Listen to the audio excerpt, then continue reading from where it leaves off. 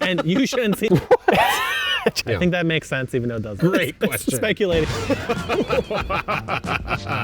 Corn Man. And Eggplant Daddy. Back again for a spooky, personal AMA. Okay, Jacques, I've lent you my eggplant costume. I feel honored. Clearly, the hat still won't come off. He's got a little topper there. I've got the corn on. We're getting personal with you guys. You've asked us some questions. It's time for us to answer. If you remember, Jacques, I'm actually very glad we're doing it this way. Last year, we got spooky, we got spicy. A little too spicy. We went up to 1.3 million Scovilles. Jacques actually became a different human being for about 30 minutes. So as we go on in this AMA, we're gonna start off with some simple spooky questions, and then as we get closer to the end, they're gonna get a little bit deeper and more personal. Maybe some things we've never answered before. So put on your spooky costumes, grab some pumpkin candy corn, and let's get to it. Jacques, why don't you read us the first question? First question. What garden pest do you consider the spookiest? Kick me off. Kick I think me you've off. got you've got way more that you think are spooky than I do. Spooky? So lately my spooky one is this like little weird red spider with a big brown butt. Big old boot. Yeah, and it hides like in the mulch. I think they're blind, but they give me this vibe where it's like, I feel like I shouldn't see you and you shouldn't see me.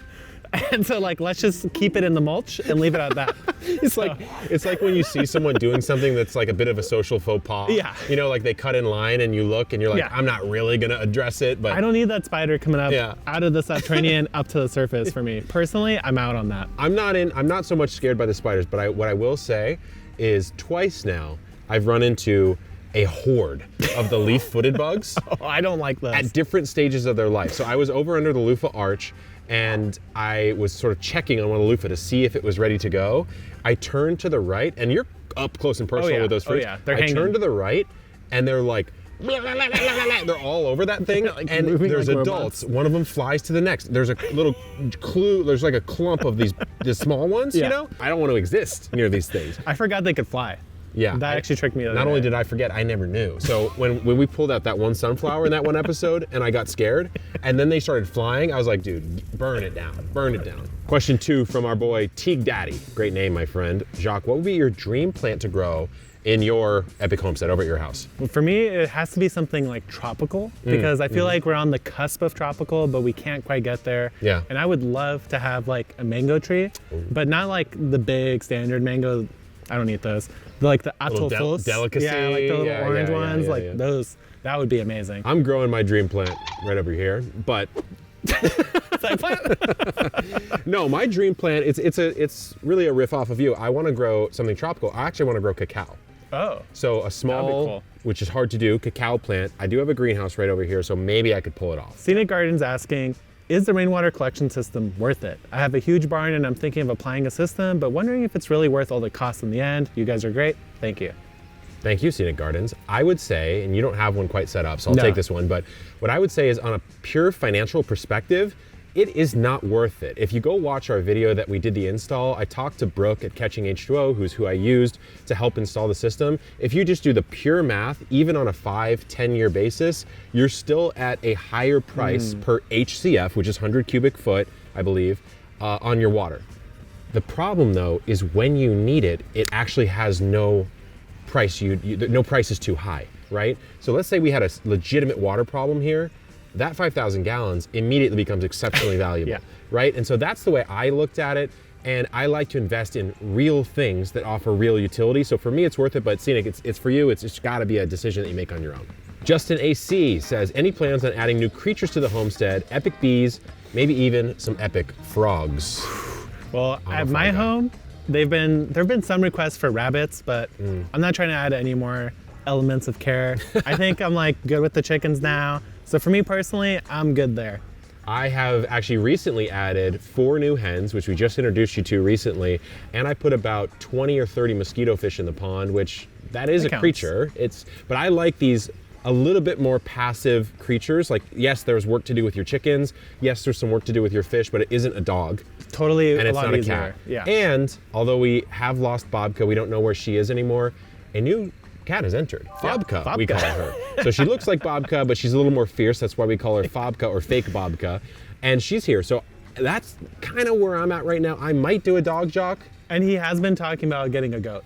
I have been trying to get a goat, but so far no promises. I've been trying to get a goat. I told someone on our team, please try to find us a goat. And she said, it's just not gonna work, man. And I said, keep trying. So maybe you'll see a goat soon. Formusa's asking, if we were to entirely rebuild the garden, would we change a lot or basically rebuild it the exact same way? And actually, yeah, we're about to do this. So pretty soon this fall, you're gonna see a lot of homestead projects come down the pipe because it's a great time to do it, honestly. Absolutely. We'll still have a lot of stuff to grow because we're in a climate that can support that, but behind us over here, we've got nothing. It's, all the beds that we had in the backyard are gonna be completely reset. And so I think every year, I like the idea, Jacques, because I have that bare space, it's just dirt, right? So I can transform it however I want. I like the idea of refining the design year after year, maybe adding some new elements. I don't know in your space if you feel the same. I have actually thought about this a lot because I built my garden piecemeal. Yeah. And so obviously I made decisions on the fly. If I were to redo it, I'd probably change a little bit, but overall, I have to say I'm pretty happy with the flow and the lighting, and that's about it. Yeah. Anonymous Dude 1994, you guys are my favorite channel. Thank you, my friend. Inspired me to get back into doing gardening and irrigation work part-time. What's something that Jacques knows more about than Kevin, other than rocks, and the same question, vice versa? What do you think you know more about than me besides rocks? I think, like, in life. In life? Hey, hit me. Roast me. In life, what do you know more about? I don't know. I feel like we both actually are pretty well studied in a decent variety of things. Yeah. But if we're gonna focus on gardening, I'd say I'd probably know more about like irrigation, like yeah, I think PVC stuff, things like that. You know more but about not like that much. You know more about some of the mechanical systems for sure. Yeah. I say if I had to pick a true gardening thing I can edge you out on, like, without question, it's probably orchard care. Yeah, I agree. It's fruit care and orchard care, and maybe some of the more esoteric plants like dragon fruit. You haven't grown that yet. Yeah. But we actually balance each other out, I think, pretty nicely, because maybe I'll be heavy there, but you'll be really heavy on, some brassica stuff that we adjusted, and I sort of stole some of those techniques, and it worked really well for me this year. So we kind of trade off really nicely, which is why we're a good team. Brittany Link is asking, what is our biggest joy in the garden this year? Mine was getting seeds planted in the spring with 2 littles and seeing how excited they were after the work they had done paid off in the summer. The biggest joy, I would say, this year is there was a ton more volume of produce that came out here. Yeah. Now, some of it was not as good quality as I would have liked. Like, I would have liked a slightly better tomato year. You had a banger tomato year. I had a killer pepper year. They're hanging in the shed right now. Overall, I would say the yield that came out of the garden, the abundance that came out of the garden was better this year for me, even though I would have made some refinements on, quality. Yeah, I think overall this year, I would say that I had less disease, which made me very happy. And my tomatoes, for whatever reason, just happened to do better, even though everyone seemed to have a problem with it. So that's my biggest joy. Also, tomatoes are my pride and joy anyway. You were the biggest outlier in Southern California, I think, as far as tomatoes. I don't Everyone know else what had happened. a much harder time than you did. So I'll take it. I'll take it. 54 Cal says, what's your guys' favorite winter squash and pumpkin variety? Happy Halloween. That's an easy one for me. Kabocha all the way.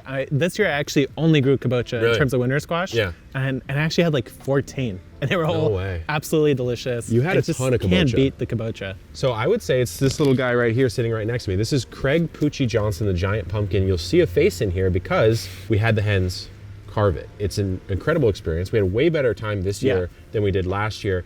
I like growing weird stuff. And so this is an Atlantic giant pumpkin from Botanical Interests, our seed company. And it's not giant, I'll be honest with you. But it's the biggest pumpkin I think I've grown. I don't know if it's the biggest you've grown, 74 and a half pounds. Definitely the biggest, yeah. I haven't even tried, so. So that's pretty good. And for me, as far as true squashes, I actually have to echo either curry squash or kabocha. Oh, both okay. I really like. Yeah. I like that sort of compact, I think it's because I grew up having that sliced acorn squash with the brown sugar in the middle and the butter. Like, take me out, No, I don't need that. You don't like it? No. Acorn squash, I'm out on. See, kabocha, firm, dense, sweet, creamy, no wateriness. This boy's becoming a cob once again. I don't want to hear about that. I need to muffle my ears. My Urban Garden 7695. Have you ever thought of doing herbal teas, medicines, spice blends from the herbs you grow?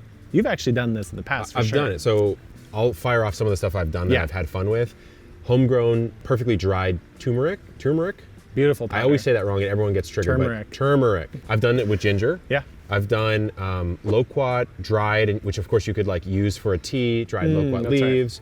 Right. Recently, we are doing some spice mixes.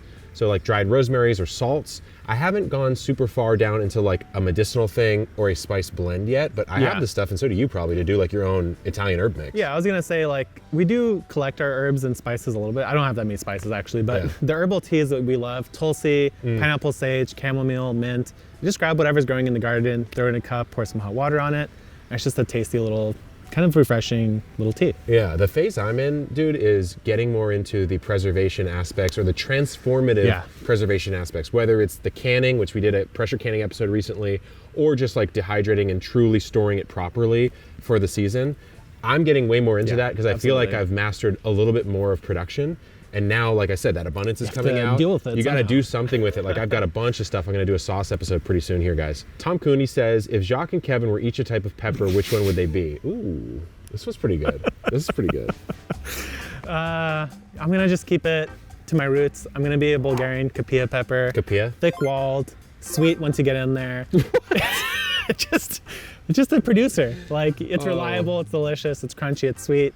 How can you go wrong? A little bit of spice, no spice. You're not going to see this coming. The Peter Pan. You're not going to see this coming right now. I am, without a doubt, a Chinese ornamental 5-color pepper. Oh. Why? Because I'm throwing 5 different kinds of smoke. One day, I'm here on camera, I'm talking to you guys. The next day, we're doing business. The next day, find me in the gym pumping iron. The next day, I'm doing a talk, I'm chatting, I'm lighting up a room, you know? Okay. The next day, I'm cooking, I'm whittling, I'm carving, right? He's got it all. Any day, I might be this color, I might be that color, I might ornamental, be this vibe, that edible. vibe. You can eat it, you can not, you can put it, you can dress it up on the wall, and I'm actually 13% Chinese. So the perfect answer. New learn for me. New learn for me. I thought I was half Filipino, I didn't know like that. straight up half Filipino. My grandfather, my grandma, they're like, oh, we're Spanish on that side because obviously Spain conquered the Philippines. For sure. Yeah. Turns out neither of them are Spanish, and there's some Chinese in there. So I feel like I have a little bit of heritage connect there now. There you go. Chinese 5-spice. Troxy Cat says, if either of you could move to any other growing zone, what would it be? That's a really good question. Yeah. I'm curious what you say. I'm going to be zone 7 to 8. I want a little chill. I want the fruit trees, and I want a slight break in the wintertime. I feel like the 8 zone, you could kind of do it all. That's my take. Honestly, it's fair. Stole my answer, so I'm going to evolve it just first. slightly. I'm going to evolve it just slightly. I'm going to not answer it on growing zone, but on microclimate climate. Oh, okay. So what I would really like is a sort of a NorCal-ish style climate. That's where I'm at. Put me a little coastal. Maybe sacrifice a little bit on some of these tomato pepper stuff because it's hard to grow down on the coast, especially the more you get north. But I'm Mr. Borscht boy. I've got that cabbage, I got that stew, I got that brassica, I got that garlic. Like that's no problem. And maybe I just do half a year there. Perfect. Fab186 wants to know which edible crop that you've grown has had the most surprising first bite. Okay, I'll go on that one.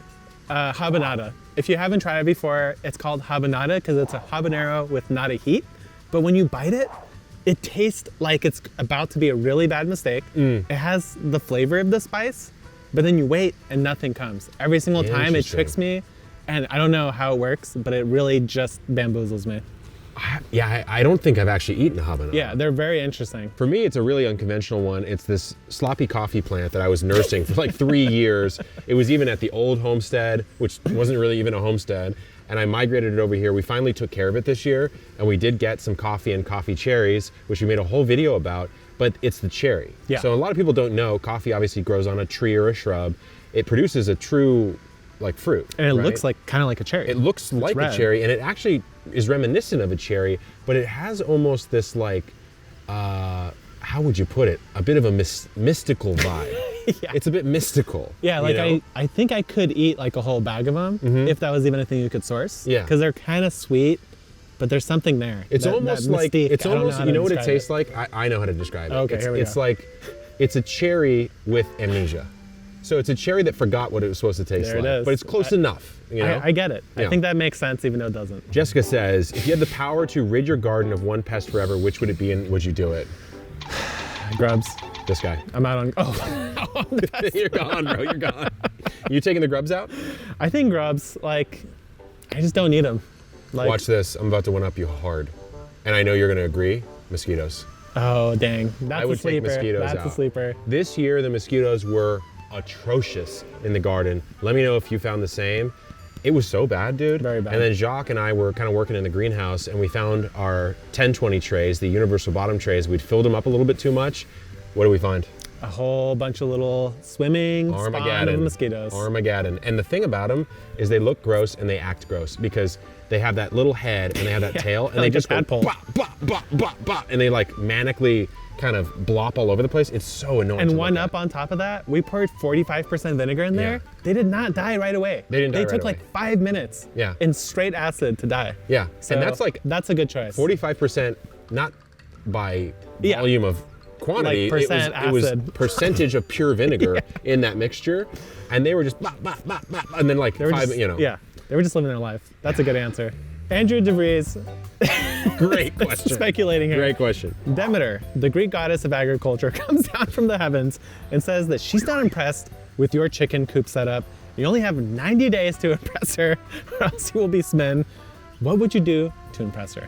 I have a hack answer to this because he said smitten. What if I think Demeter is attractive and I want to be smitten by her, but I think he means smote, like smote down, you know? Smited. Smited, right? Yeah. Okay, so what would you do, Jacques, if Demeter's here, she's about to roast you? I'm like, why are you judging, first of all? But if these I'm are capricious gods. Yeah, These are that's true, capricious. it's true. Yeah. If I'm trying to impress her, first of all, I'm gonna do a full re-clean. I'm gonna paint the coop in the colors of her banner. I wanna represent her and make her feel at home. Yeah. And then I'm going to go onto Google and be like, what's her favorite fruit? I'm gonna plant that tree. It's going to be the shade over my coop. She's gonna come down, be like, wow, these are my banners. Oh my God, my favorite fruit. Yeah. These chickens are beautiful. I'm like, hey, here's a dozen eggs. Easy. I like How is she gonna that. get mad? Yeah, that's a good point. And if you're watching, Demeter, you know what to do. Reese Dehan says, what is the favorite video that you've ever made? What about you? What about on your channel? What's your favorite video? Made. I had a fun time doing my straw video where I kind of explained why I like using straw so much, how to test it for herbicides. Kind of might sound a little boring. It's very exciting because straw is the key to life here in Southern California. It is. Couldn't have a garden without it. I had a lot of fun explaining to you guys why I'm so passionate about it, how I test it to make sure it's safe. And to me, it just felt like a very kind of complete video. So I'm pretty proud of that. You know what I will Pretty say happy. is, I remember when you did that video, and we were talking, because we talk a lot. I mean, there's a lot of behind the scenes that happens at Epic Gardening, Epic Homesteading, Jacques' channel. We're working for you guys. Like, we're yeah. talking thumbnails. What is the title gonna be? How does the video structure it? How do you pace it out?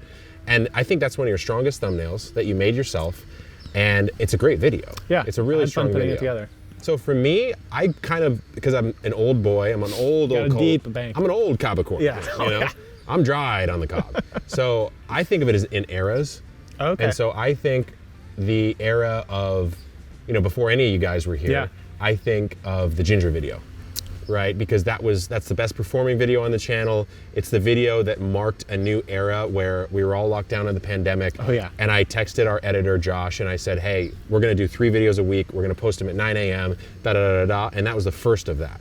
And that video, I didn't know that was the chain. that was the whole first thing. one. Wow, That was the that's first cool. one. And then I actually would say the video we just published in this era of Epic 2.0, let's call it, which was our food scraps experiment. Yeah, that was really fun. To me, not only do I feel the best about that quality-wise, like we all came together as a team to make it, but I think it was the most fun to do in recent years. Absolutely. So I would check that out if you guys haven't already. Storm Raven wants to know if we have any plans on adding food preservation series to the Homestead channel. I've been upping my canning game this year and would love to see the Epic Kitchen. Here's what I'll say. If you watch it, I'll make it. Okay? Because every time we do these cooking videos, I think we're finding our stride. Yeah. But so far, they haven't hit quite as hard. Yeah, we have a couple preservation ones up where we're like the zesty salsa. The zesty salsa hit pretty hard. We're drying things, we're freeze drying. Yeah. Got some peppers hanging. We're trying to get there. I'm trying to get there. I would say it's tough because we're doing a lot of different channels. Jacques got his own. We have Epic Gardening. We have new contributors on Epic. We have this homesteading channel. And we do all the short form videos, and sometimes it's difficult. We talk about this a lot. It's hard to make your brain understand, okay, it's this format of a video. It needs to be in this way, It's right? a different feeling. It's a different when you're vibe. doing the cooking And I don't setup. think we've quite cracked the cooking content yet. We're getting there. But I think we're getting there. Yeah, and also our cooking skills, getting there. Oh yeah. Getting there. Oh yeah. Jonathan Lee says, do you guys ever dig a hole in the garden and lay in it and pretend you're a potato? I haven't dug a hole Yeah. and laid it in and pretended I'm a potato, but one day I just got the urge. I just put out fresh bed of mulch. Yeah. And I just lay down in it. Oh, yeah. And it felt great. Oh, yeah. It felt fantastic. I recently got a pillow and I got a blanket, and I fell asleep in a Birdie's Next Generation 8x4-foot bed. And I actually was remarking to you, I was like, I could actually nap in this Probably right pretty here. comfortable. But I don't have to pretend I'm a potato, because I am one. Right? Spiritually, I actually am one. A little disrespectful dressed as corn. This but isn't a maybe we'll let guy, it slide. this isn't a human in a corn suit, it's a potato in a corn suit. Disguising as a corn. Yeah, exactly. Brian Lanaham is wondering, what do we have to look forward to in the next year of Epic Gardening, Epic Homesteading? Do we have any big plans that we could spill the beans on? What about you, though? Jock in the Garden, what can we look forward to? I actually want to know. I think what you're looking forward to next year is I'm going to be dropping a lot more vlogging. I'm going to keep it personal, I'm Yeah. gonna keep it loose, let you guys in a little bit more. That 'Cause- tough 'cause here- skin, you know? Here in Epic Homesteading, I let it out. I hang it all out. I'm dressed in an eggplant today. On my channel, I try to keep it a little bit, a little bit more rigid. Yeah. I might try to loosen up a little bit. I want to try to get more out there and just show you more of the behind the scenes that I usually hide, like the big sloppy messes that you've seen. Yeah. Maybe we'll reveal them. I think, I think this is a good evolution for you, right? Because you guys have to remember, I've been doing this for a long time. Jacques been doing it for like a year and a half, and he had literally no experience in any of these things before. So I'd say you've come far faster than I have in this world. You've gotten better at such a faster rate than I did. You know what I mean? Hey, you got to and learn from your mistakes that you made. Yeah. You already passed them on to me. Yeah. So that was great. Just don't do that. So you'll see some more personal stuff on Jacques' channel. Here on the Homesteading channel, actually a bit of a similar bend. I'm gonna be doing some more vlog style episodes, just showing you daily life here at the homestead. And also on Epic Gardening, I think it's gonna be a big change next Yeah. year. I think we're actually gonna reshoot our channel intro trailer to kind of explain this broader mission that we're trying to do, because let's face it, I've been doing Epic for over 6 years on YouTube now, and I still wanna keep doing it. But I'm also not the only person that gardens in the world. Absolutely. And I'm also not the only person that's the best to talk about bonsai or houseplants or ornamental care. What to do in etc. the snow. Yeah, exactly. I don't know what snow is. And so we're gonna be bringing on a lot of new contributors to Epic. And you've seen some of them already, but you might start seeing them show up and have a whole video to themselves. So we're just trying to build this universe out, because there's so many cool, awesome gardeners and creators. Just a lot of great voices. Yeah, that I think could really expand what we're trying to do. And if you have anyone, let us know. Menard Jordan, for each of you, what is your biggest interest, passion, hobby That's outside of easiest. gardening? This right here, see this? Hey. This isn't gonna slow me down. Recently, No, you tell it. You got me into it. recently we got into carving, wood carving. So we were at the San Diego Seed Swap. I saw like that they had a little spoon carving in the European tradition, which is a very funny name, but I wanted to try carving some wood. I wanted to put that blade to the wood, make something myself with Couple my own passes, two hands. you know? 3 hours into that first class, I thought it was 10 minutes. Yeah. And I got hooked. I went online, bought a whole set of carving tools, and might have cut myself once when I was doing something stupid. Yeah. But at least now I've learned, and I'm not stopping. Okay, so he carves. Spoons. He spoon guy. carved a spoon. He showed me this spoon. It's a gorgeous little spoon. Yeah. I have to say, like, for a first carve, I was like, what the hell, dude? Like, that thing is amazing. So then Got I a little go, jealous. I come over. Yeah, I got jelly. I come over. He sets me up with a little setup. I make a spoon. Yeah. I make a salt spoon. Yeah. And I've used that salt spoon literally daily now. Satisfaction. So then I go, okay, I'm carving now. Yeah. Right? He got the bug. I go to the same store the day after he goes to the store. The same guy helps me. He's like, there was a little hermit in here yesterday. Like, and I go, yeah, it was my friend. So I start carving, and then hard left turn. Yeah. I start getting into figurines. I've carved a corncob man, after myself, of course. Beautiful. I've carved a Santa. I've carved a wood spirit. I've carved a pumpkin. Yeah. You know, and it's the same thing, dude. I'm sitting here carving. The worries of the world, they Yeah. wash away. The stress to just melt off It your falls shoulders. off your body, like, you know, the fat that I Relaxing. recently lost on my fitness challenge. No, but it's weirdly enough, we're both into the same I know. thing, but it is what Not it is. planned. Leo Mungia says, what has been yours and Jacques' most memorable moment together? They're not going to be the same, I don't think, right? Yeah. This to me, I think, sticks out. It's what jumped to mind, right? So I got to say it. So right after we took you full time. Yeah. Right? And he was sort of dancing, he was suggesting here and there. I remember we were digging trees out in the front yard, and you were like complaining about the geology PhD work. And you're like, man, if there was only something I could be doing, you know, and I was like, just come over, you know, just open that door, right? And so we had struck a deal to do full-time, basically contract work at Epic. Yeah. And not shortly after that, I got a DM from a woman named Kaylani, who I had no clue who she was at the time. And she goes, yo, do you guys do installs? And I was like, now I do, right? So I looked her up, I was like, this would be fun. So Jacques and I, this is a month, maybe or less after you left your PhD. Or Yeah, you I guess it was pretty soon after. Huh? It was very soon after. Yeah. And first of all, let me just tell you this. He finds out that he's going full-time with Epic. We're doing this big install with our first celebrity client. I'd never seen him get a haircut in his life. He gets a haircut. I go, for this? He's not for yourself, your own self-worth? He gets a haircut. He's looking so fresh and so clean. We go up. Oh yeah.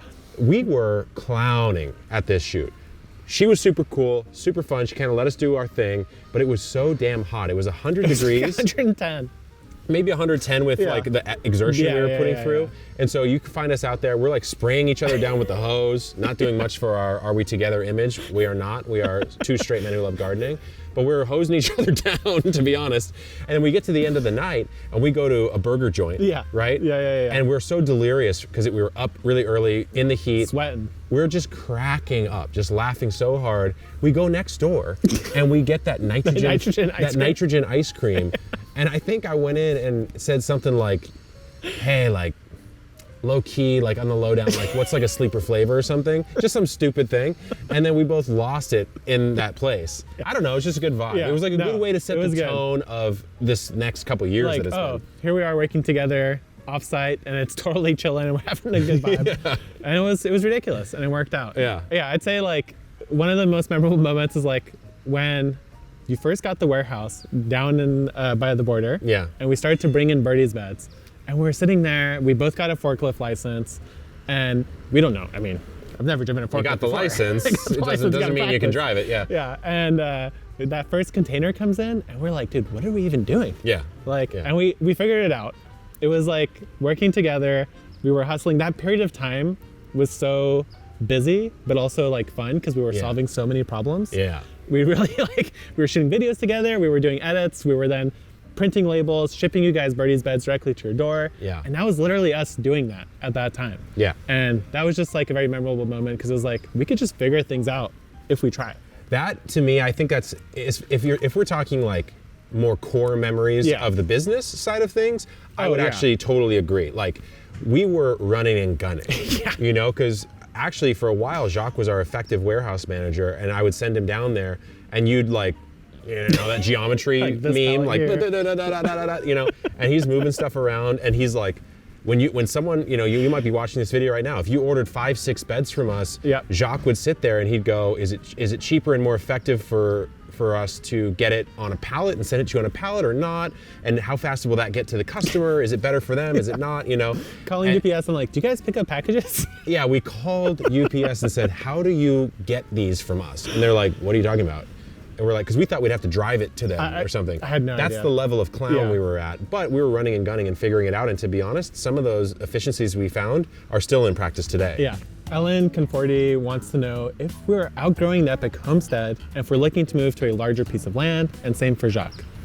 I would say I do fantasize about it quite a bit actually, and my girlfriend and I, we look up properties on Zillow and we filter like 10 acres minimum, waterfront, this, that, the other, and you know, things get spit out and you get tempted. I don't think I've outgrown this space. No. I think, as you see, there's not a lot going on in this particular area, so I think there's a lot of refining to do, but I would say the basic structures are in place. There's not going to be like too many more big builds probably, and that does make me a little bit sad. I don't know about your place. Yeah, I mean, I feel like I'm okay with it in terms of the amount of land, considering the cost of water in San Diego. Yeah. That's like a decent amount of size. But it would be cool to have a bigger space where I could actually put in an orchard, because the way my like house property is set up, I don't have like a good empty space to do that. You actually don't. So that's just one thing that I kind of feel like I'm missing, but it's definitely not compelling enough to just leave everything and start over. Yeah. So, you know, more space, half an acre would be amazing, but in the latter half of life, probably that's going to happen, and it might be quite epic. Yeah, it might be quite epic. Jonathan Lee, if not for Epic, where would you guys see yourselves today? Do you think about this a lot? I mean, I do. I definitely do, because I'm at this point I would be in my last year of the PhD. Nobody ever finishes. Nobody ever finishes in 5 years, so it probably would not be done. Yeah. And I would be like sad. I'd probably be like 100 pounds heavier, looking for some other job opportunity to leave. And yeah, I've thought about that a lot because like that was a very big move for me to leave that. Yeah. And It wasn't easy. very happy Yeah. that I did it. Because Yeah. thinking you got about some it, flack for leaving. You oh know? yeah, for sure. That was hard. Family didn't understand. Now I'm wearing an eggplant costume, doing a YouTube video, but And they might be right. I thought about it a lot, and yeah, I don't know exactly where I would be, but I'm happy that I'm where I'm at now instead, for sure. At this point, this deep into it, I don't know where I'd be, to be honest, because when I left the publishing company in 2016, that's 7 years now, right? And so it's so far down the chain of events, it's hard to even really predict what I'd be doing today. I don't think I'd be enjoying it as much as this, but I think I would probably have found something that was a business I could run on my own, because that's just my nature. Yeah, you like the building of the business. I like to build stuff and make things, but would it be as satisfying as this? I find it hard to believe. So I'm very happy that this ended up working out. And if you're watching, you're probably the reason why. Thank you. Thank you. Elisa Green is wondering, have you ever wanted to give up gardening? If so, what brought you out of that? I would say no. I have not wanted to truly never garden since the day I started. I've gone through phases of, I don't want this big of a garden right now. This is too much, right? Or there's too much to upkeep. Fortunately, this is what we do for a living. And so we have some extra resources that help us. You in the early days, Paul on our team helps out a lot. But I would say I do go definitely through phases, and we're sitting in one right now. I mean, it's October, it's November. It'd be nice if our season ended, right? Like, it'd be nice, but it doesn't.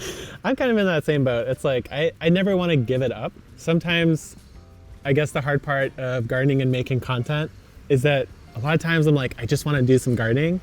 But then in my brain, I'm like, I have to record that. I want to teach you guys about it. Yeah. And some of that, can be a little bit challenging, but I still just love teaching people how to grow food, that I just don't think I'll ever stop doing that. But August gets pretty rough. Oh, August is bad. The garden is like gigantic. August is bad. It needs to get pruned every day. It needs to get watered every day. There's pests, there's harvesting. It gets a little bit heavy, and that winter break sounds very satisfying. Yeah. But I don't know if I could honestly enjoy it. If I had like 3 months where it was frozen, I don't know if I want that trade-off, but that's the only time I've ever really thought about it. And to get me out of it, I just eat another tomato and I'm right back in. Just bust out that canned good right there, that zesty salsa. Yeah. Spooky Spicy AMA, my friends. Thank you for coming along this journey with us. Hopefully you did not get too disturbed watching two grown men in eggplant and corn costumes. Happy Halloween, good luck in the garden, and keep on growing.